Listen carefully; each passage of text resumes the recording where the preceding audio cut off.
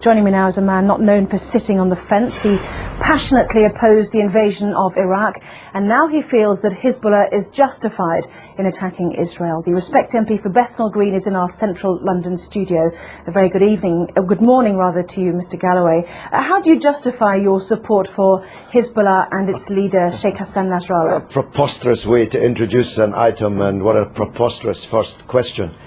24 years ago, on the day my daughter was born, and I've just celebrated her 24th birthday, I had to dash to the maternity hospital to see her given birth from a mass demonstration in London against the Israeli invasion and occupation of Lebanon. Israel has been invading and occupying Lebanon all of my 24-year-old daughter's life. The Hezbollah are a part of the Lebanese national resistance who are trying to drive, having successfully driven most Israelis from their land in 2000, Israel from the rest of their land, and to get back those thousands of Lebanese prisoners who were kidnapped by Israel under the terms of their illegal occupation of Lebanon. It's Israel that's invading Lebanon, it's Israel that's attacking Lebanon, not Lebanon that's attacking Israel. You've just been carrying a report of 10 Israeli soldiers on the border getting ready to invade Lebanon, and you ask us to mourn that operation as if it were some kind of war crime. Israel is invading Lebanon and has killed 30 times more Lebanese civilians than have died in Israel. So it's you who should be justifying the evident bias which is written on every line on your face and is in every nuance of your voice, and is loaded in every question that you ask.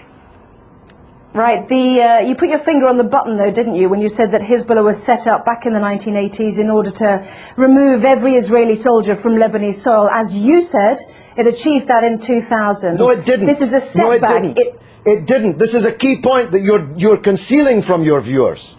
Israel was forced out of most of the south of Lebanon in 2000.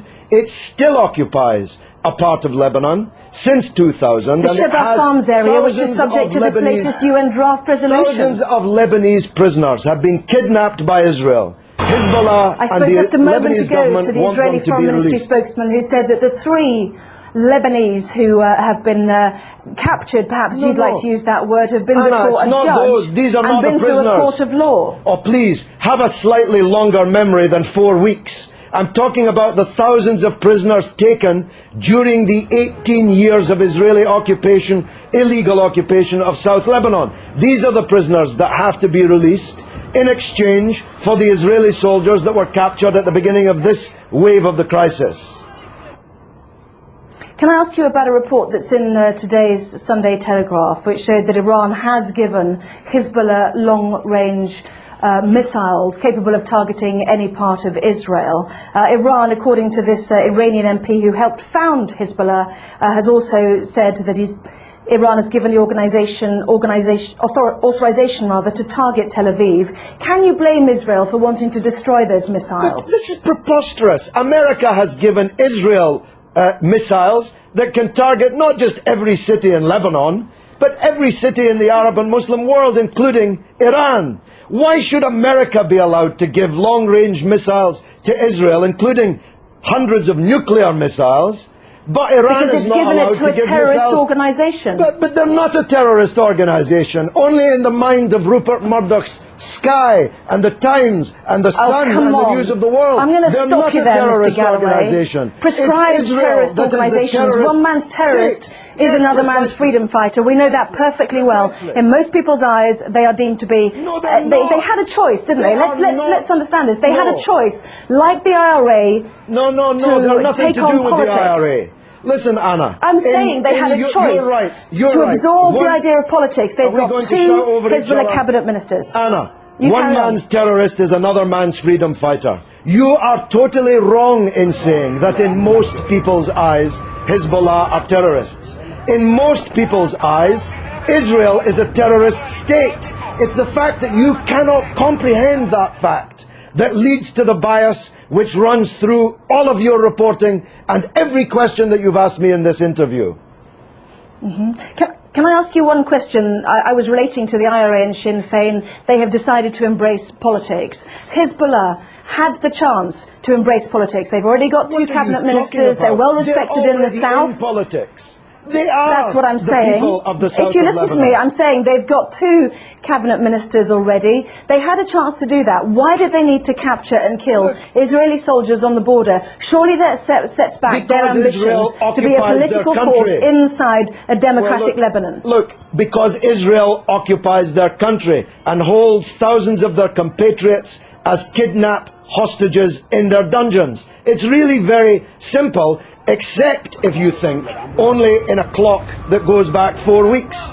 If you know, and you're old enough to know better, that this origins of this conflict are not 4 weeks or 4 years or 14 years, but are decades old. You want people to think that the crisis started when the clock started ticking on Sky News. No, I don't the people in Lebanon I want know to ask you differently.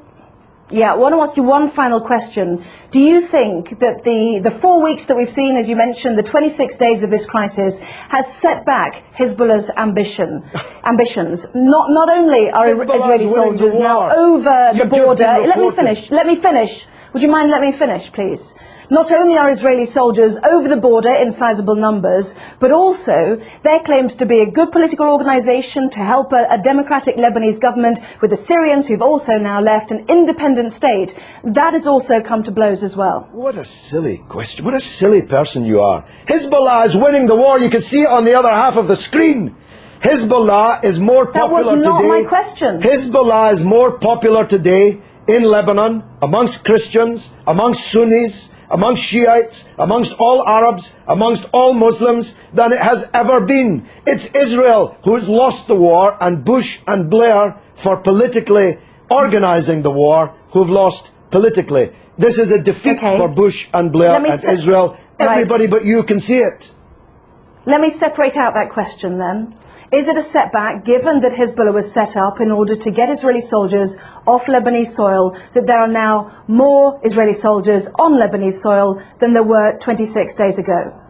Well, they seem to be getting a bloody good hiding on the other half of the screen that I'm watching. Maybe you can't see it, but I'm watching them getting a bloody good hiding in the war. So if that's a success, I'm not sure what a failure would look like. The reality is that this conflict will go on. The United Nations resolution solves nothing, gives Lebanon nothing, gives the prisoners in Israeli dungeons nothing, and as Anne Clewid, my erstwhile colleague, was just saying, Israel has just kidnapped even more Palestinian politicians, cabinet ministers, members of parliament, and thousands of others held in Israeli dungeons, and this war will continue until the overall settlement is reached. That settlement must mean Israeli withdrawal from all occupied territory that it currently holds since the war in 1967, the release of all political prisoners, and a state for the Palestinians with East Jerusalem as its capital. No justice, no peace. You're not going out of business as a newscaster in Jerusalem anytime soon, believe me.